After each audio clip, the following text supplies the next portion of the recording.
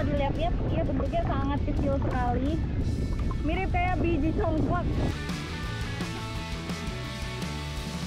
Jadi saya memang datang di waktu yang tepat saat musim penghujan di awal tahun. Makanya nih nggak heran banyak banget.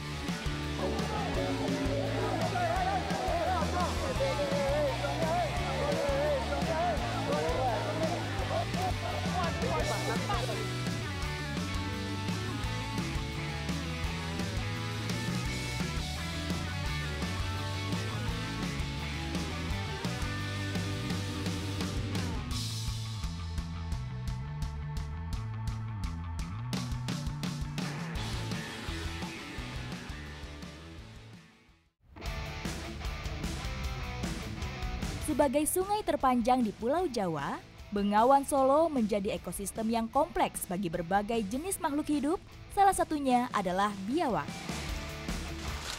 Ada salah satu kegiatan di pinggir sungai Bengawan Solo yaitu berburu. Nah, kali ini berburunya beda, berburu biawak.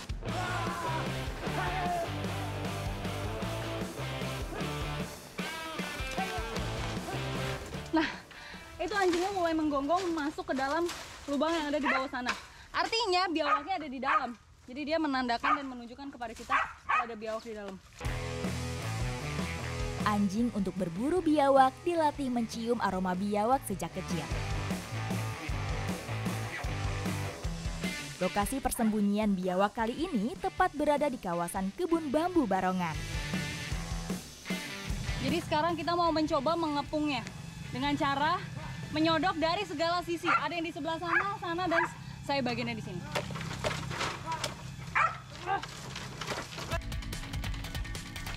Akhirnya usaha kami semua membuahkan hasil. Mana, mana, mana?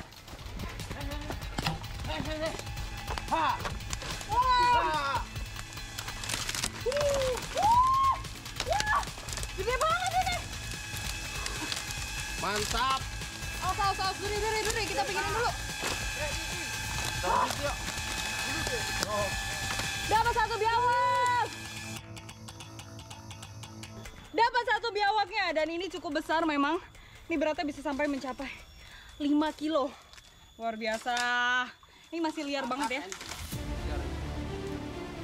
Bau menyengat dari biawak seketika membuat saya merasa mual.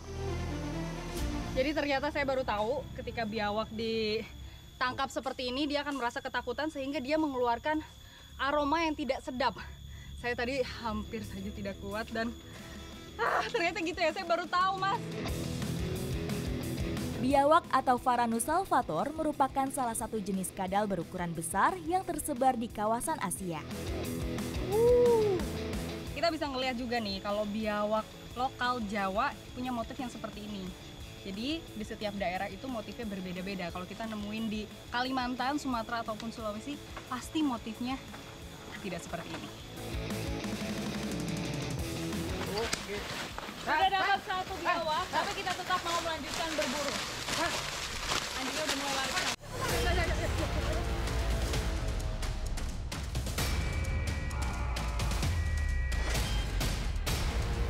Satu ekor biawak lagi berhasil kami dapatkan. Dapat satu biawak lagi, tapi memang tidak sebesar yang tadi ya. Lebih kecil. Iya ya. Cepet banget memang kalau anjing sudah berburu nih. Pak, ini kenapa ini, Pak? Ini mau kasih Kulit. kulit. Biasanya, para pemburu ini akan menjual biawak hasil tangkapan seharga Rp15.000 per kilogram. Sudah dapat 2 biawak dan saya rasa cukup. Karena selain dijual, biawak-biawak ini memang biasa dikonsumsi oleh masyarakat sekitar. Rasa lapar akibat lelah berburu membuat saya tak sabar untuk menyantap hidangan ekstrim satu ini. Biawak hasil tangkapan kita mau diolah menjadi rica-rica biawak. Biasanya rica-rica ayam, kali ini beda. Rica-rica biawak terlihatnya ekstrim, tapi katanya rasanya mantap. Jadi kita coba nanti ya. Sekarang saya lagi siapin dulu bumbunya. Rica-rica adalah bumbu super pedas yang terbuat dari campuran cabai dan rempah-rempah.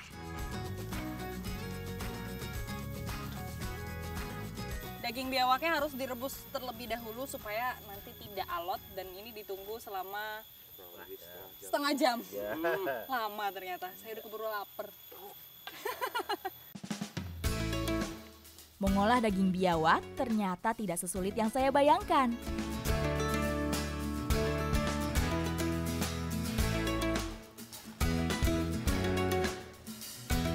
Ini rica-ricanya sudah mengering, berarti tinggal kita santap aja. Mana Mas, piringnya Mas?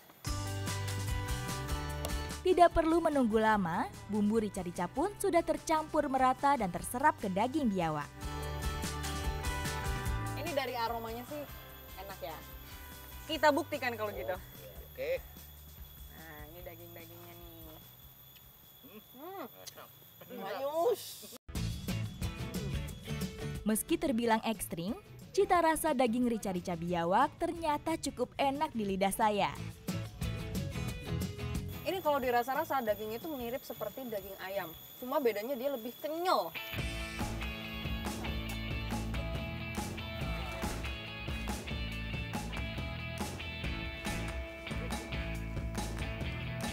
Kelihatannya memang serem, tapi ternyata rasanya beneran enak. Cuma bedanya ini agak kasinan aja ya. Iya. Nggak apa-apa, mungkin kurang nasi. Oke, ikuti jejak saya, jejak petualang.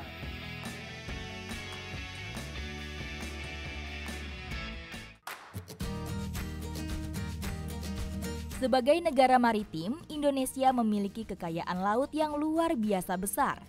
Memiliki luas lautan mencapai lebih dari 3 juta kilometer persegi, Indonesia adalah negara dengan lautan terluas ke-6 di dunia. Ini dia lokasinya, Muara Ketingan. Jadi memang angin dan juga gelombangnya itu cukup ekstrim, tapi kita harus tetap turun. Karena ini nggak terlalu dalam kan Pak? Nggak dalam kok. Kita buktikan saja lah ya, dalamnya seberapa kira-kira. Yuk. Masyarakat Muara Ketingan, Sidoarjo, Jawa Timur biasa mencari salah satu biota kerang yang terkenal dengan nama kerang kupang. Yuk kita turun. Pelan. Mana Pak? Ini tekan, ini tekan. Benar berarti tidak terlalu dalam. 1 meter kemungkinan dari sana. Kira-kira 1 meter.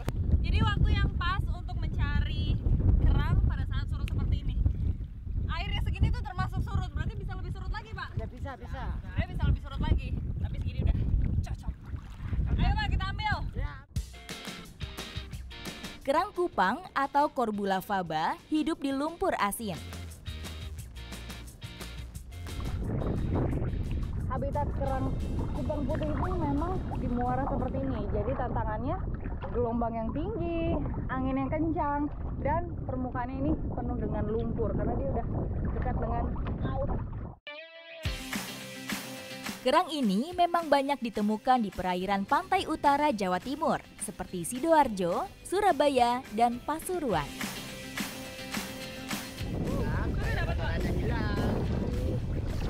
Oh iya udah dapat.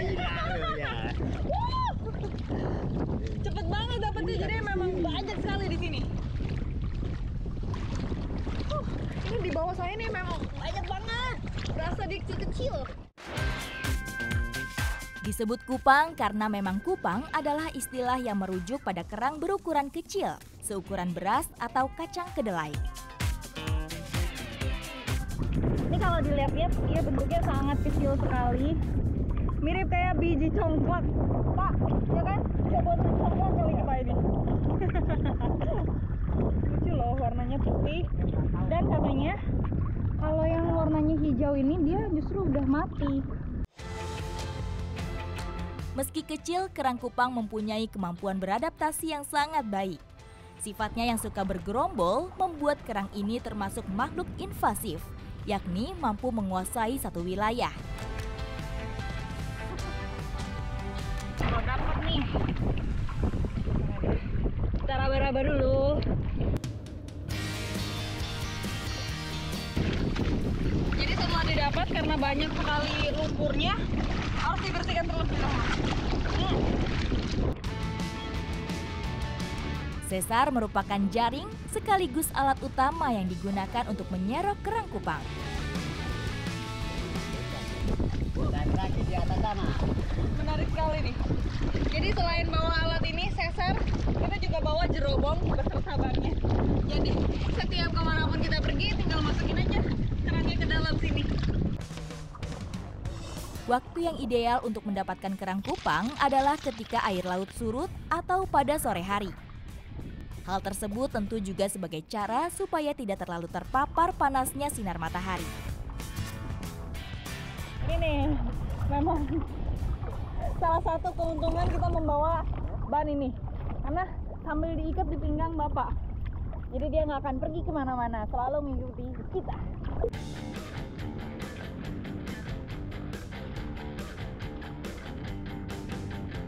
Kondisi airnya sudah semakin surut, jadi kita harus segera pulang. Kalau tidak, ini nanti kena lumpur, kita nggak bisa pulang, terdampar. Airnya habis.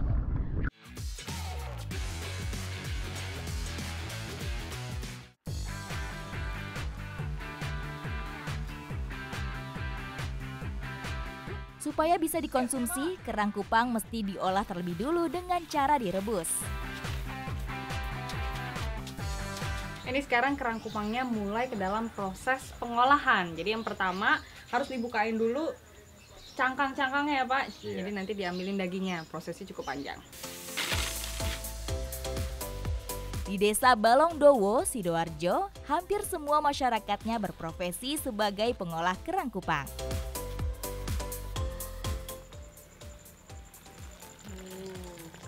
Setelah diaduk-aduk langsung kelihatan nih antara cangkang kerang dan juga dagingnya terpisah semuanya.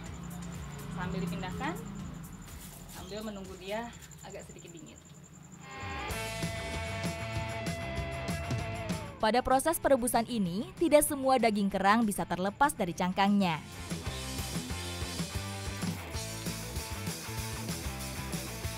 Sehingga sebagian lagi harus melalui proses pencucian.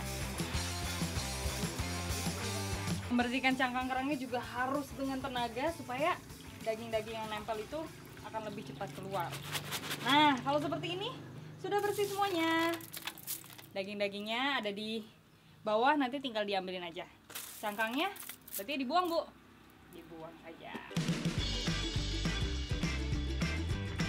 Dalam sehari, tempat pengolahan kerang kupang ini bisa merebus hingga 1 kuintal kerang. Sudah sebanyak ini. Jadi untuk mendapatkan daging kerang kupang tidak mudah, prosesnya panjang, harus direbus dulu, diambilin dari cangkang-cangkangnya biar bisa mendapatkan dagingnya seperti ini. Habis ini dagingnya mau diolah menjadi sesuatu makanan khas. Kira-kira seperti apa? Ikuti jejak saya, jejak petualang.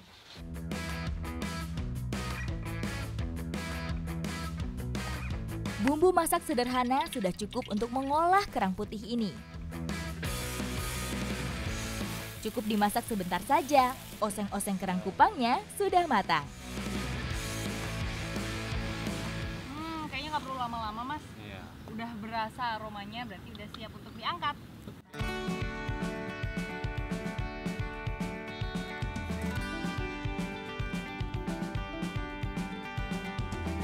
Perut yang sudah keroncongan pun tidak sabar untuk segera mencobanya. Tekstur dari kerangnya itu juga kenyal-kenyal. Enak banget, Mbak. Rasanya yang gurih dan tidak amis membuat saya terus ketagihan memasukkan suap demi suap oseng-oseng kerang kupang ke mulut saya. Setelah dari Wonocolo dan seharian mencari kerang, sekarang ditutup dengan hidangan yang enak banget. Dan ternyata memasak menggunakan bahan bakar minyak tanah memiliki aroma dan rasa yang khas. Ikuti jejak saya, jejak petualang.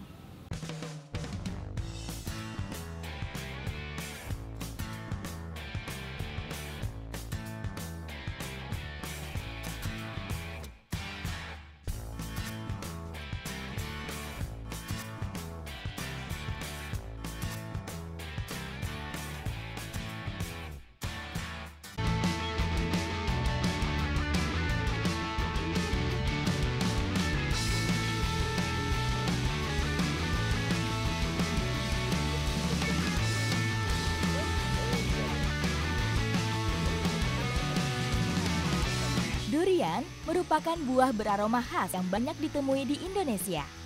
Kesesuaian iklim dan tingginya peminat menjadi alasan tanaman ini dibudidayakan.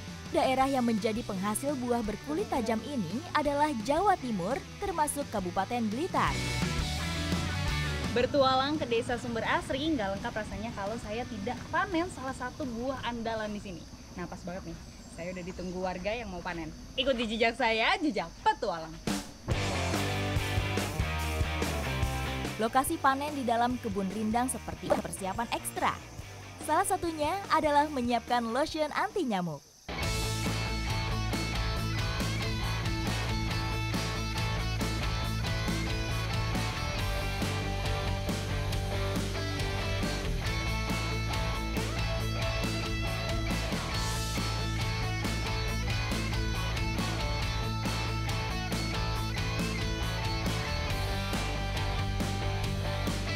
Terletak 20 km dari Gunung Kelut, Desa Sumber Asri diberkahi tanah yang subur. Inilah yang membuat desa ini menjadi penghasil durian terbesar di Kabupaten Blitar. Wah, udah rame, udah pada manjat di atas. Ini juga udah banyak ya? Iya, Kak. Hasil panennya udah banyak, Pak Eko. Halo, Mbak. Keren banget ini, udah banyak. Iya. Pak. Sebagian warga Sumber Asri memperoleh penghasilan dari berkebun durian.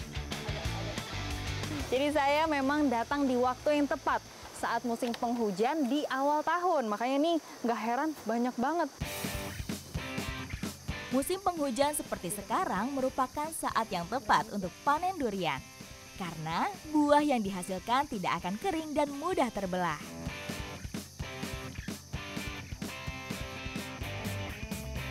Ukuran buah durian bervariasi tergantung dari jenis dan faktor lingkungan.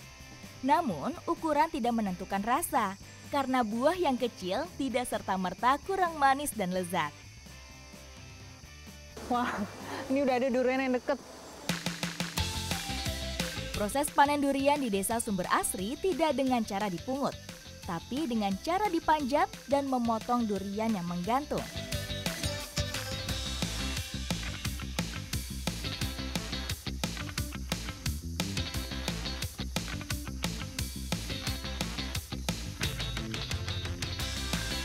Gantol merupakan alat yang dibuat khusus.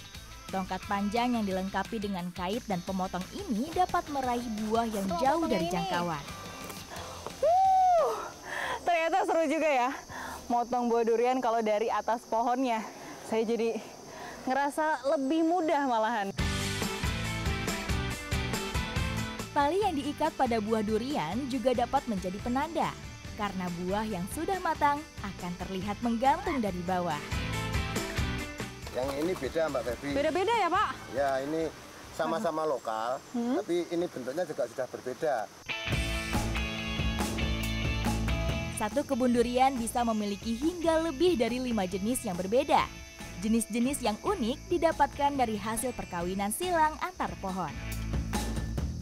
Jadi memang ini punya jenis yang berbeda-beda. Nih, kelihatan dari permukaan luarnya. Durinya kalau yang sebelah kanan saya ini memang lebih besar-besar, lebih mempunyai sudut.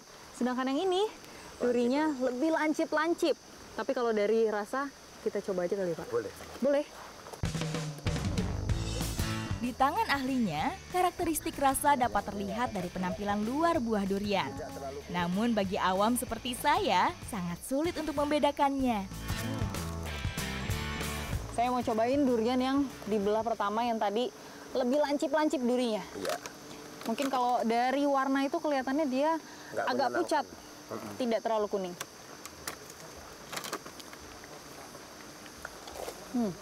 Rasanya nanti pasti beda juga. Ini manisnya kurang, betul. Maksudnya kurang yang ini. Meskipun warnanya terlihat keemasan dan lebih menggoda, tidak berarti rasa durian ini lebih manis dibandingkan jenis lainnya.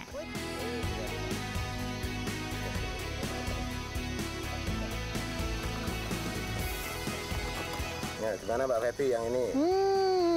Ya ini lebih manis. Tapi ini ada rasa pahit-pahitnya. Iya. Jadi dari warna memang lebih kuning, lebih manis, cuma ada sedikit pahitnya. Bener ya, punya rasa yang berbeda-beda. Dan memang uniknya di sini, dia itu ada campuran pasir Gunung Kelut katanya Pak. Oh, itu yang bikin hasil buah-buahan di sini itu juga berbeda rasa-rasanya. Setelah puas mencicipi durian hasil panen hari ini, kami pun bergegas menyortir durian berdasarkan jenisnya. Durian yang telah dipanen kemudian dibawa untuk disusun menjadi gunungan. Proses ini merupakan rangkaian penting dari persiapan festival durian. Jadi memang sebelum digantung di gunungan, durian ini tuh harus ditumpulkan terlebih dahulu nih duri-durinya, supaya tidak melukai orang-orang. Jadi lebih aman nih kalau dipegang pakai tangan. Tuh. Meskipun terkesan remeh, tahap ini tidak boleh dilewatkan. Setiap buah harus dihaluskan terlebih dahulu supaya tidak melukai setiap peserta festival.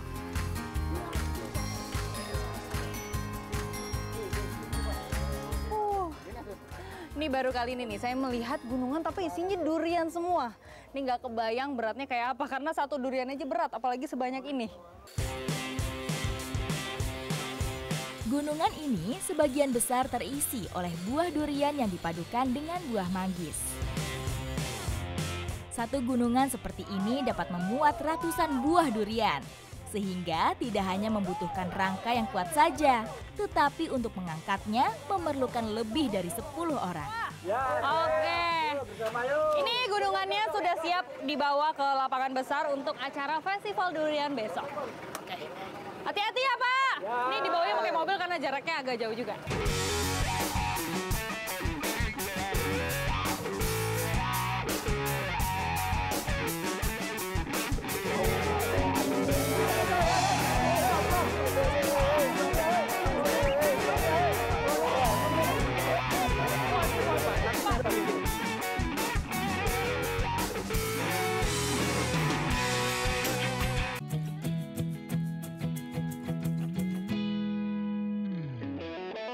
Suasananya ramai sekali.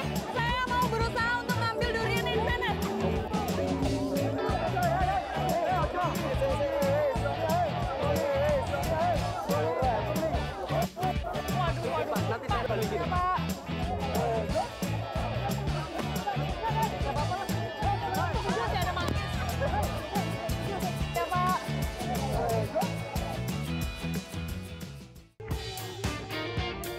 Sebagai desa penghasil durian terbesar di Kabupaten Blitar, Sumber Asri rutin mengadakan festival durian.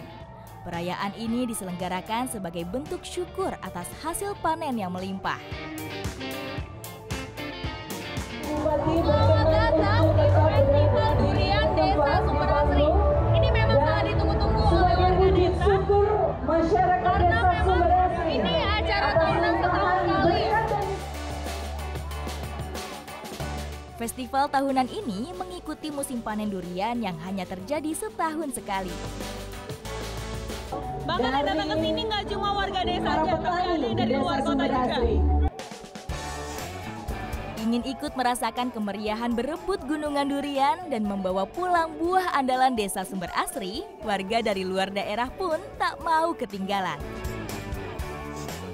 Sebagai simbolis, di bagian atas sana akan ada durian yang dipotong untuk nantinya setelah ini akan perebutan durian-durian yang ada di gunungan ini.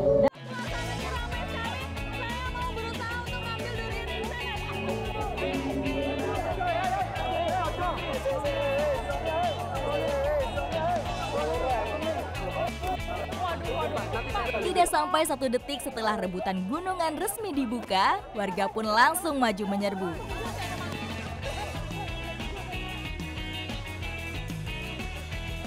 Dapat 3, ini dapat 1. Gimana tadi pas rebutan? Senang. Seru. Seru ya? Iya. Tapi ketusuk-tusuk durian nggak sih? Enggak, tangannya. Enggak. Rebutan durian juga menjadi sarana agar seluruh pihak dapat merasakan kegembiraan dan hasil panen durian di Desa Sumber Asri. Festival durian ini memang sangat luar biasa. Masyarakatnya berkumpul ramai-ramai, sangat antusias sekali karena acara ini hanya ada 1 tahun sekali. Dan memang banyak sekali warga yang datang, tidak hanya dari tempat ini saja, melainkan dari luar kota demi mendapatkan durian khas desa Sumber Asri. Ikuti jejak saya, jejak petualang.